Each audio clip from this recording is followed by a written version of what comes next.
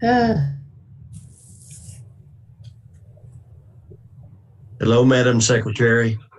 Oh, I was having trouble getting on.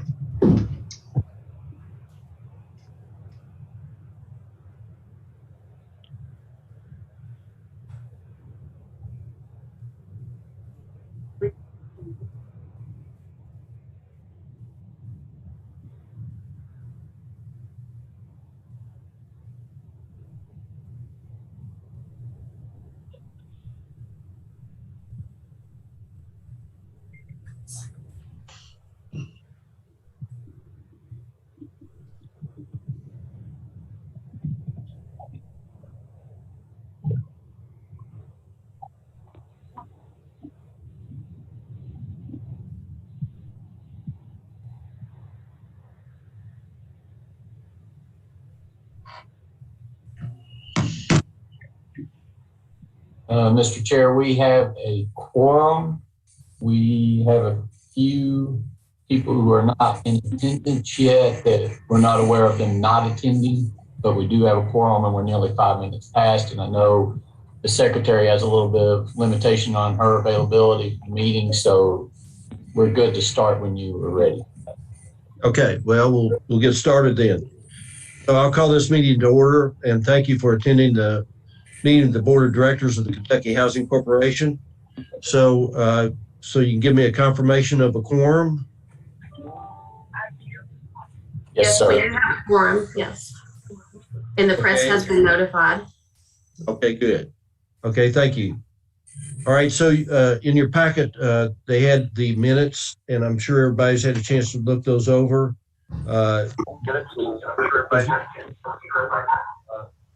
Does anyone have any questions or corrections to the minutes?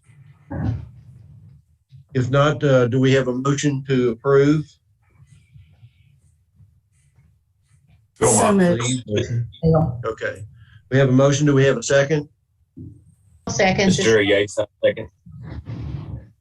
Okay. All right. So we have a motion to approve and a second. All in favor signify by saying aye. Aye. Opposed, like sign, motion carries. So, I'm sorry, go ahead. Okay, so final resolution for the crossings at Mill Creek. Sam Thorner, you want to talk about that for us? Yes, thank you, Mr. Chairman. Ladies and gentlemen of the board, we have before us a final resolution for crossings at Mill Creek. So the Crossings at Mill Creek project was granted an inducement resolution in April of 2021 for bonding authority in the amount of $22,300,000. The final resolution is for the same amount. Crossings at Mill Creek project involves the acquisition and new construction of 180 units serving families in Louisville, Kentucky. The project will serve 41 households at or below 30% area median income, 93 households at or below 60% area median income, and 46 households at 80% area median income. The project consists of 36 one-bedroom units, 62 bedroom units, and 84 three-bedroom units. The development team is shown on the screen, and KHC staff recommends approval by the Board of Directors of KHC of this final resolution for the issuance of bonds for crossings at Mill Creek in the amount of $22,300,000. Okay, thank you, Mr. Thorner. Anybody have any questions for Mr. Thorner? If not, do I have a motion to approve this final resolution? Somebody? So moved, Gail. Okay, thank you, Gail. Do we have a second? Second. Okay, we have a second. So we have a motion to approve and a second. All in favor signify by saying aye. Aye. Opposed, like sign. Aye. I think, was that, everybody voted aye, is that correct? Okay, I think it was delayed on my end here. So motion carries. And so we'll move on to the Finance Committee and the report of the meeting on September 23rd, 2021. Mr. Brunson, you want to bring us up to date? And Sam, thank you for your work on the Mill Creek deal. Thank you, Mr. Chair. All right. All right, Stephen, would you give us your report, please? Morning, everyone. I'm at a convention and I forgot my earbuds, so if there's some background noise, I apologize. The Finance Committee, the Board of Directors, we did meet, the Kentucky Housing, we did meet virtually September the 23rd at 2 o'clock. The committee, we first heard a presentation from Jim Statler reporting on the secondary marketing trading results for the first quarter of fiscal 2022, showing actual trading gains totaling $6 million, which exceeded the projections of $3.8 million, due mostly in part to a large price variance. Mr. Statler did advise the committee that due to the mortgage market conditions, he did not anticipate gains for the year to be as robust as they were in fiscal 2021. The servicing portfolio shrank slightly from June to August, continuing a trend begun in fiscal 2021 due to very high payoffs from refinancing transactions in the low interest rate environment of the past year. The weighted average servicing fee rate dipped slightly at August 31, as a corporation did seek to maintain as low a rate as possible on new production. Mr. Statler also presented a schedule of loan delinquencies, highlighting the impact of loan forbearance due to COVID pandemic. While the overall ratio of delinquent loans to total loans remained constant, the severity of the delinquencies continued to worsen. The majority of borrowers impacted by COVID layoffs occurred in early spring, resulting, pretty much as Jim had expected, in an accumulation of delinquent loans at 90-plus days delinquent. As forbearance expires, these loans will be worked by the corporation's default management and loss mitigation staff to bring as many of these loans current and sustainable. Mr. Statler also advised the committee that based on his evaluations, the secondary market mortgage purchase program remains the preferred method of funding our single-family loan production. Preserving available bond cap for multifamily production and mortgage credit certificate program use. And finally, Mr. Statler advised the committee that the corporation had made a $60 million advance payment on the estimated pension exit bill of $90 million. This advance payment will save the corporation an estimated $275,000 per month in interest. The committee was then presented with the fiscal June 30, 2021 audit report by Crow LLC partner Christine McDonough, excuse me. Ms. McDonough is present this afternoon to present to the full board highlights of the audit report with the entire board. The report was in the packet you received and will be scrolled on the screen during the presentation. So at this point, I'll turn it over to Christine. Thank you. All right. A couple of themes from the presentation that we also went over with the Finance Committee. I'm going to show a couple of areas where the financial statements highlight the discontinuation of the pension plan, the OPEB plan. There was an adoption of a new accounting standard, which was GASB 84, related to fiduciary activities. So I will identify where that standard was adopted and the additional statements for it. We'll highlight some of the mortgage loan volume throughout the year and the impact that that would have had on the business type activities within the financial statements. And finally, within the government-wide financial statements, you'll see a lot of additional funding this year, primarily due to COVID. So with that, I'd like to scroll first to page 18 of 75, and this is going to be the audit opinion for the financial statements. We did issue an unmodified audit opinion indicating that the financial statements are free of any material misstatements. Management does draft the audited financials, or they do draft the financial statements, and our role as the auditors is to test the transactions that are contained within the audited financial statements to ensure their compliance with applicable accounting standards.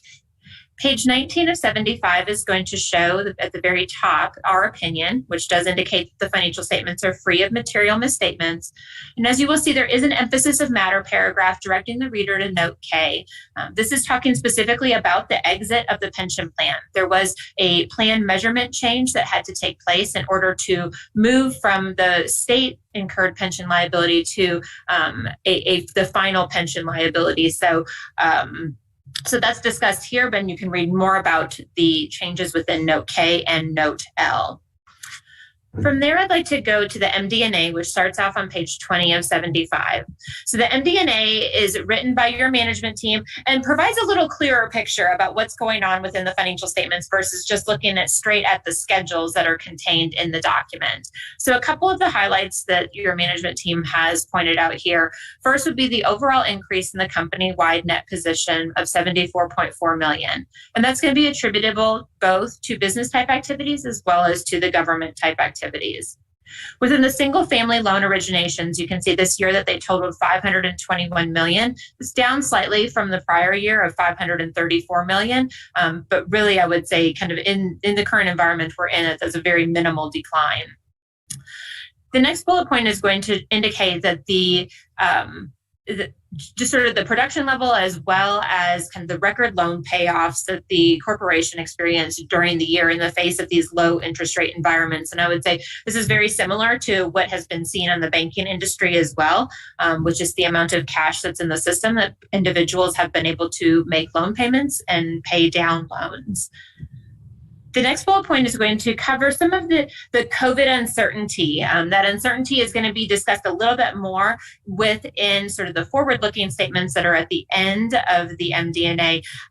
But there's been a lot of influx of funding through the CARES Act that we're going to see in the government-wide activities. And then there also is some just uncertainty with respect to the fiscal year 22 and beyond with respect to how COVID will impact the organization. And the last item that I wanted to point out is the second to last bullet right there. Great, perfect. The decision to exit the Kentucky employment retirement systems did have a result of decreasing the total net pension by about $29.8 million. And that's as a result of some of the accounting adjustments as well as the cost to exit that plan. Next, I would like to turn to page 22 of 75. The table here is going to provide the overall statement of net position, both with government activities and business-wide activities. And you do see some of the impacts of the pension liability here in the 21 column for the government activities. You see we no longer have a negative unrestricted net position balance. That in the previous year was solely with respect to the pension. At this point, all of the pension liability is being borne by the business type activities, so there's no more pension liability on the government type activities, and that's really what's driving that main difference there. The next page on table 2, so this is 23 of 75, is going to provide the overview of the government type activities and business type activities statement of activities. So this would typically be referred to as an income statement. We'll look at the business type activities in a little bit more detail, but do want to point out just sort of the increase in funding and total revenues on the government type activities. As I mentioned, a lot of that's going to be sort of that influx of COVID funding, and most specifically the Healthy at Home Eviction Relief program that has increased funding over the previous year, which there wasn't any funding increase. The next item is going to be on page 26 of 75. So this is going to break down the statement of net position for those proprietary funds or the business type activities in a little bit more detail. As we indicated previously, we are seeing sort of a continued decline in the mortgage loans and other real estate owned. This is primarily as a result of payoffs as well as those loans that continue to be sold within the secondary market.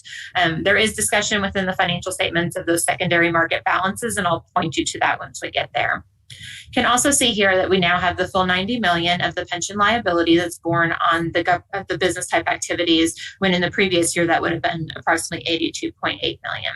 But that at that point would have been split between government activities and business type activities. Page 27 of 75 provides then the overview of the income statement with respect to the business type activities. You do see here that there's been some decline on the interest income from loans. That's going to be as a result of pressure on interest rates as well as a declining volume. So it's a rate volume mix that's driving down that change. You also see that there's an increase on the gains and sales of loans to the secondary market. That's going to be, again, a rate volume type item. So more loans that were sold into the secondary market during the past fiscal year, as well as very favorable rates on the sales of those loans in that environment. And then you see the decrease in the general and administrative expenses. That typically is, you're not going to see an expense item shown as a negative number. We are here as a result of some of the plan changes with respect to the pension that drove that balance negative. So that would not be something you would expect to see recur in the upcoming year. As I mentioned, if we turn to page 11, there is some discussion regarding what to expect. What are some of the uncertainties, or what does the organization expect to see on the horizon? This is, as we see here, the financial outlook section. And there's a couple of main themes and discussions that are pointed out through this section. The first one is just the resounding COVID uncertainty and the impact that could have on the organization. So some of the pandemic related activities that the organization is completing, both on the government wide, as well as some of the uncertainty with respect to the business type activities. The top of the next page discusses the interest rate volatility and the uncertainty that can have with respect to new home ownership. So low rates are definitely going to be very advantageous to new home buyers.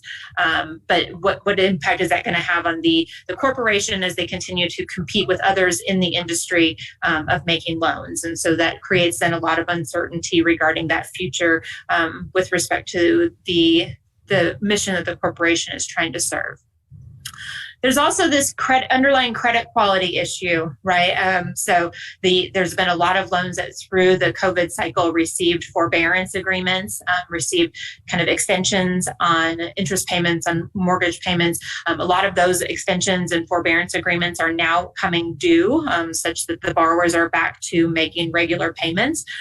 So there's just a lot of uncertainty in general as to what impact this is going to have on the credit quality going forward. Are borrowers going to be able to make those payments? If they haven't been making them in the past, have they fallen out of practice of making those payments? And so is there some borrower education or other items that need to happen there?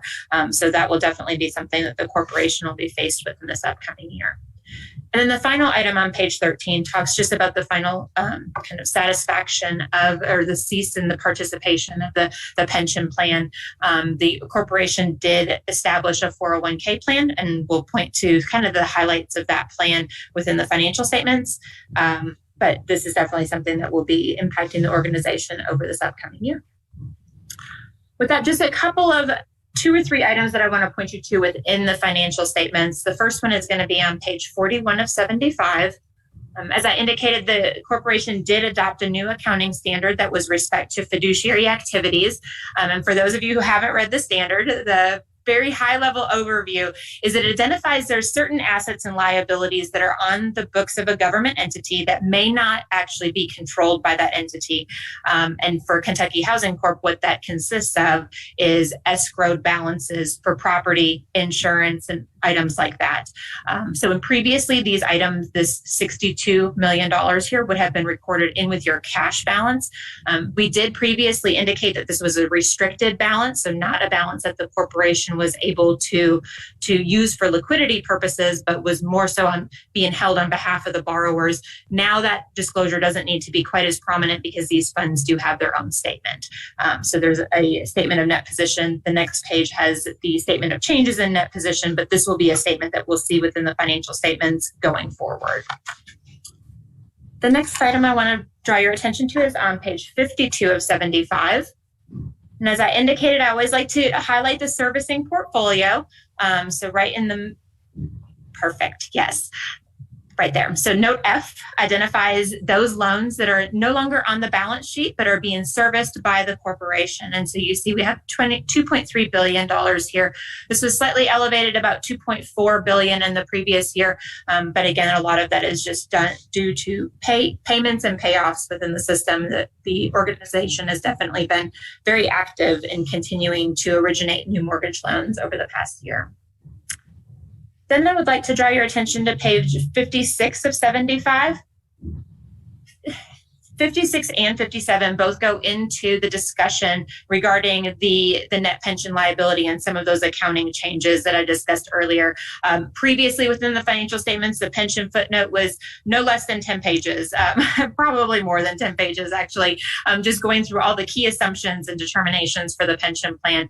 This is now boiled down into about a page within the financial statements over page 56 and 57, just talking through the changes with respect to the accounting measurement change, the liability that is established at the end of the period. And then on page 57 of 75, we have kind of the fact that the plan is ceasing to be in existence, that there is the $90 million liability. And then note M discusses the establishment of the defined contribution plan.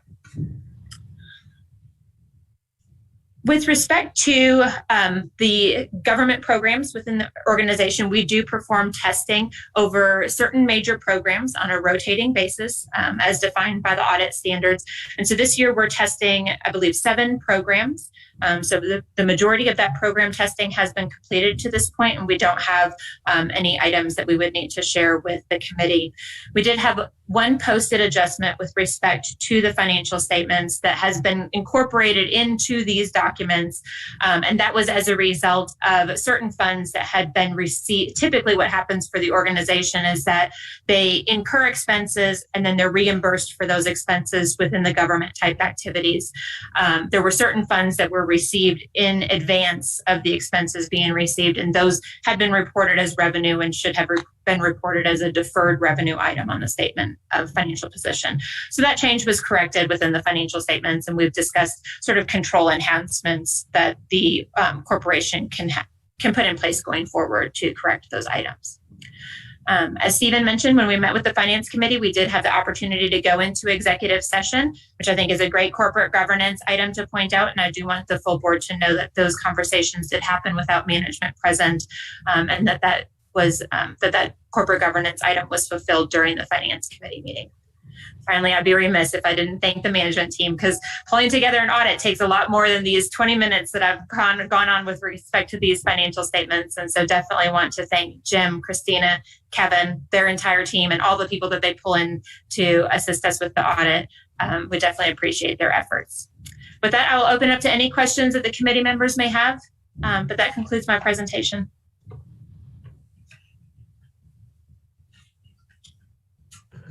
Steve, do you have anything you want to add? Yeah, well, I just wanted to say thank you very much, Christine, for the time you've put in as well.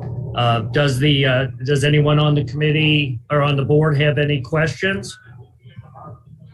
I do have one, Kristen, if I could ask. Of course. So the emphasis of matter, yes. It changed the net position 4.4 million. But the financial statements reflect a change of 29.8 million. Is the difference the cost for exiting the pension plan? Yeah, Jeremy, if you'll bring us back to page 56 of 75, Mike, this will provide you with the reconciliation. So you've got a couple of things going on. And only the accountants of us in the room actually understand any of it. So the pension previously was reported on a year delay, which is very common for a cost sharing plan. So the pension previously had been reported as of a 1 year in arrears from the financial statement. So there were 2 items that we had to do. First, we had to update that measurement date as of July 1st of 2020, right, to bring the measurement date in alignment with the year end. And then we had to remove the pension and add the $90 million liability. So that had an overall impact of that 4.4 million, which you can see on the schedule right here. Okay, I see. Okay, that helps. Yes. Thank you, Kristen, and thank you for the good job you do. Steve, I'll yield back to you. Okay, thank you very much. The committee also met with Kristen and the management, or without management present, to determine if there were any issues or concerns needing to be addressed. There were none. I can certainly expand upon it, but there were none that I need to bring forward. With that, at this time, I'd like to go ahead and make a motion to the board of directors to accept the fiscal 2021 audit report. Okay, we have a motion. Do we have a second? This is Susan. I'll second. Okay, thank you, Susan. So we have a motion and a second. All in favor signify by saying aye. Aye. Aye. Opposed, like sign. Motion carried. And Kristen, once again, on the behalf of the board of directors, thank you for your excellent work. Thank you, Mike. Appreciate And it. Mr. Chairman, that does conclude my report, sir. Okay, thank you, Steve. Excellent job. Let me, Jeremy, just for clarification, do we just had a motion on the report. Does that include the financial statements, or do we have to have a separate one? You just did a motion to accept the audit. Okay. There's no motion to be made on the report itself. Okay. All right. Thank you. Okay. So thank you, everyone involved. Thank you to the Finance Committee and Steve and again, Kristen.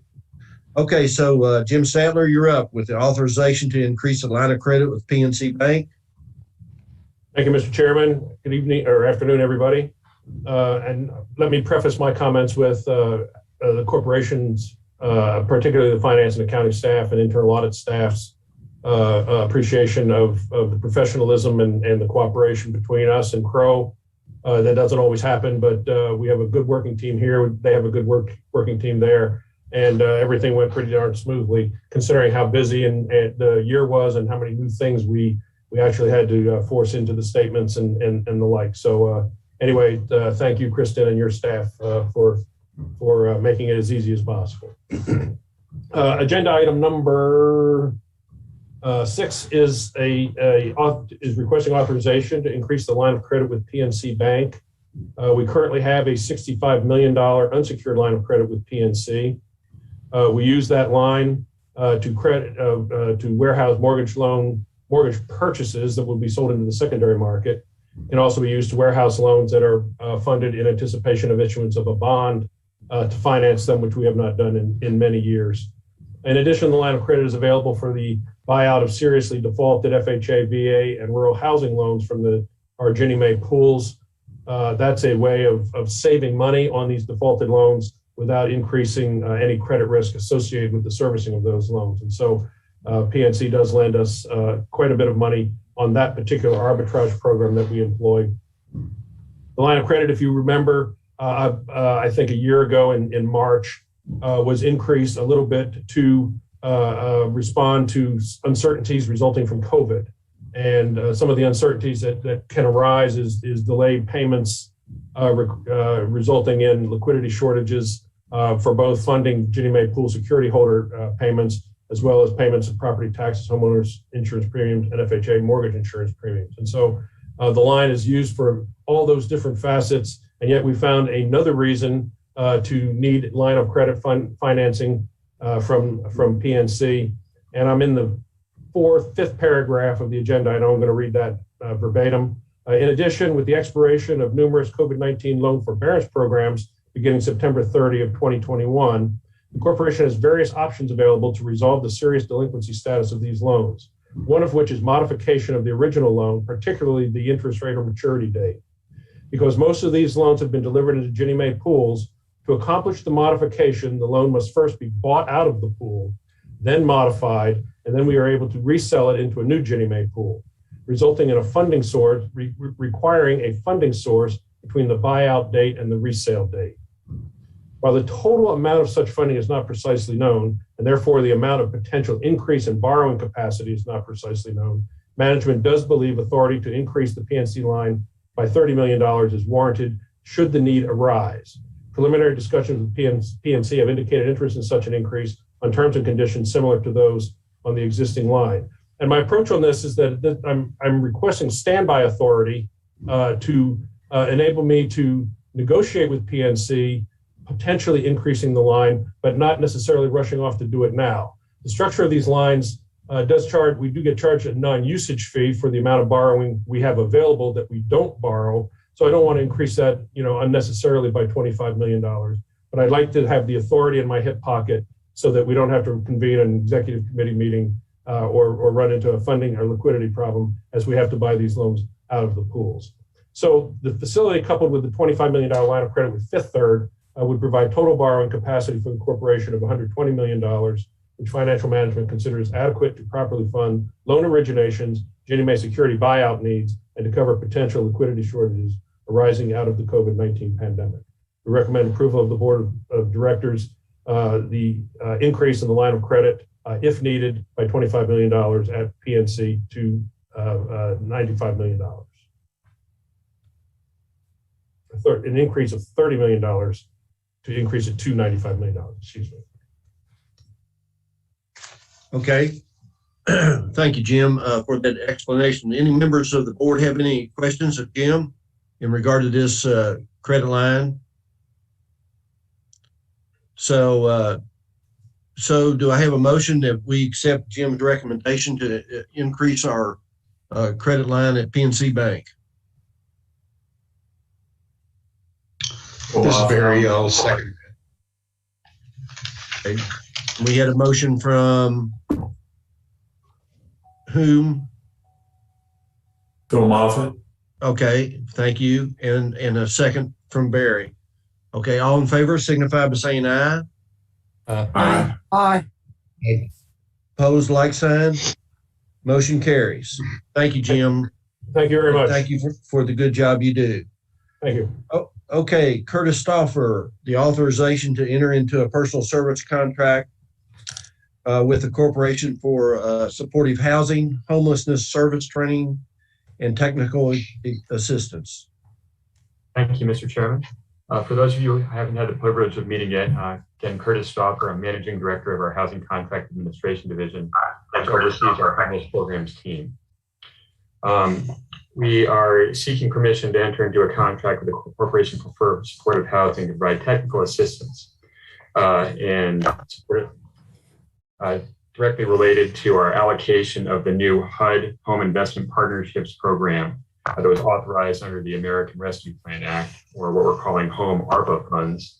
And these funds are limited to housing solutions for homeless Kentuckians, primarily via the development of new, extremely affordable rental units or non-congregate shelter with supportive services. Extremely affordable rental units or non-congregate shelter with supportive services. You've got a delay on someone's speaker. If you wouldn't mind muting, if you're not speaking, that'd be helpful. So as I was saying, persons experiencing or at risk of experiencing homelessness are eligible to reside in units or shelter created with these home ARPA dollars. And this really does provide us with a fantastic opportunity to create new permanent supportive housing units that serve those most at risk in the Commonwealth. And we can do this with fidelity, recognized best practices in the industry. But because this permanent supportive housing that can be developed with these funds is a type of housing with which KHC and our partners have had limited experience over the years, we sought to engage a technical assistance provider, and we issued a request for proposals in June 2021 for training and technical assistance for homelessness programs. We had an RFP review committee that consisted of staff from multiple KHC departments who reviewed and scored the submissions, and the Corporation for Supportive Housing, or CSH as they are more commonly known, was selected to provide training and technical assistance with these home ARPA funds. Founded in 1991, CSH is the nation's leading expert on supportive housing for persons experiencing homelessness. They provide services in 48 states that include training, consulting, policy analysis, and technical assistance.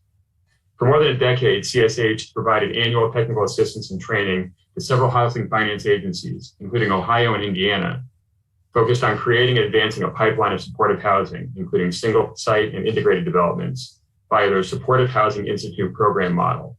And that helps developers and their nonprofit service provider partners create strong proposals for permanent supportive housing that's seeking LIHTC and other competitive funds, including things like our home ARPA funds that are available. CSH's training, technical assistance, and policy support support has contributed to the creation of over 300,000 homes for at-risk persons across the nation since their founding 30 years ago. CSH was also selected by HUD to provide home ARP technical assistance on a national basis. And prior to this engagement, CSH has also worked with KHC and the Balance of State Continuum of Care, providing housing first fidelity training and supportive housing gaps analysis. And as a result of that work, we already have prior experience working with a lead consultant on this project, Katie Kitchen, who is director of CSH's Kentucky, Ohio, and Tennessee programs. This is going to really enable us to have a strong rollout of the home ARP funds and also provide the technical assistance and training that our partners, both developers and homeless services providers, are going to need to create strong proposals for the use of these home ARPA funds. Additionally, we are depending on CSH's expertise to craft the required home ARPA allocation plan and action plan amendment for submission to HUD to get approval for the usage of these funds. And the cost of this personal services contracts are an eligible planning cost under our home ARPA allocation, which allows up to 15% or $7.75 million to be used on administrative or planning costs incurred by us as the participating jurisdiction. Additionally, we have the option to renew this contract for 2 consecutive years following the original proposal solicitation and evaluation process. As a result, KHC staff is recommending approval by the board of directors of KHC of a resolution authorizing us to enter into a personal service contract for training and technical assistance related to KHC's homeless services with the Corporation for Supportive Housing, an amount not to exceed $256,000 for the fiscal year end 2022. Are there any questions or comments I can answer?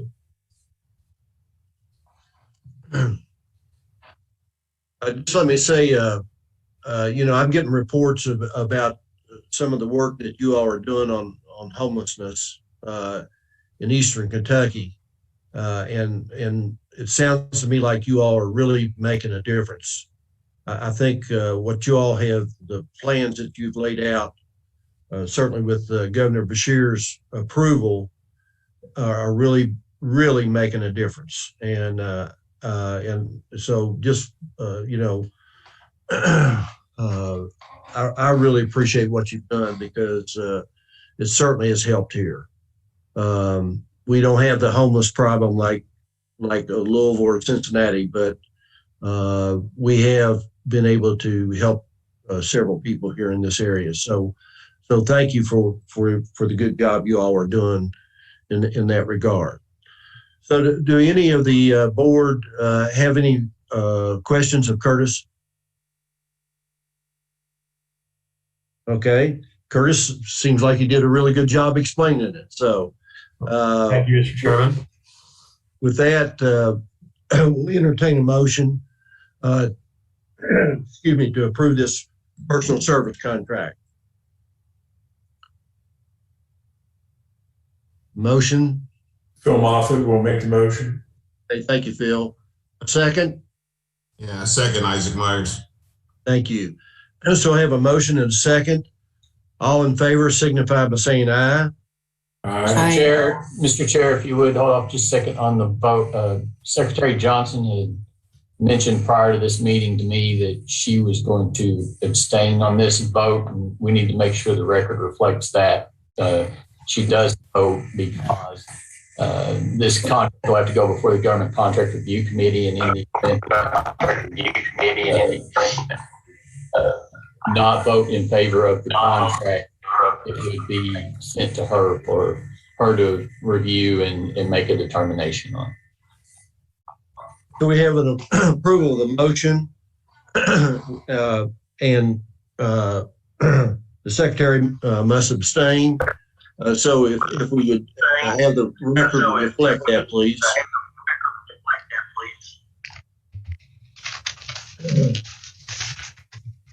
Okay, so does that take care of that, Jeremy? Are we good?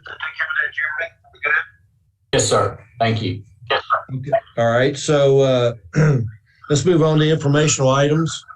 And Winston, I'm going to yield to you for any informational items you have.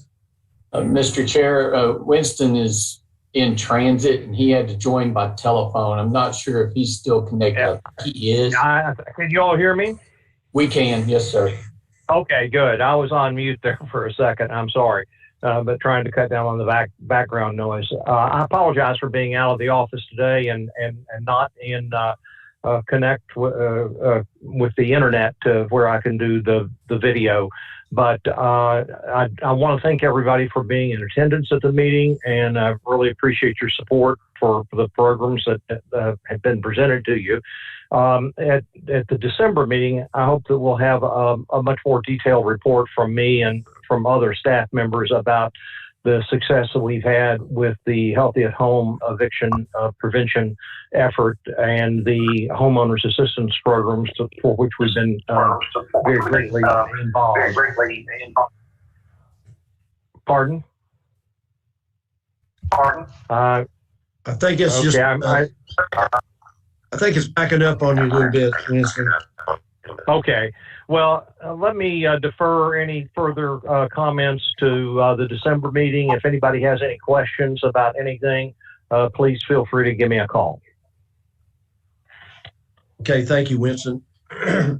Does anybody else, board or staff, have anything they want to bring up today and discuss? Well, if not, Winston, if you and Jeremy would tell the staff how much we appreciate it. And I know the last few months have been really tough, and they've had a lot on their plate. But you folks are doing a great job at KHC. I continue to be impressed with the wonderful job you all do. So with that, thank you. Thank you. So if you would relate that to the staff, we would appreciate it. We'll do that. We Okay. certainly will. So anyone else have anything? If not, I'll entertain a motion to adjourn. Phil Moffitt with the motion. Okay, thank you, Phil. Second? Holly, I'll second. All in favor signify by saying aye. Aye. Aye. Opposed, like sign. We're adjourned. Thank you all very much. Thank you, everybody. Bye-bye. Thanks. Great day.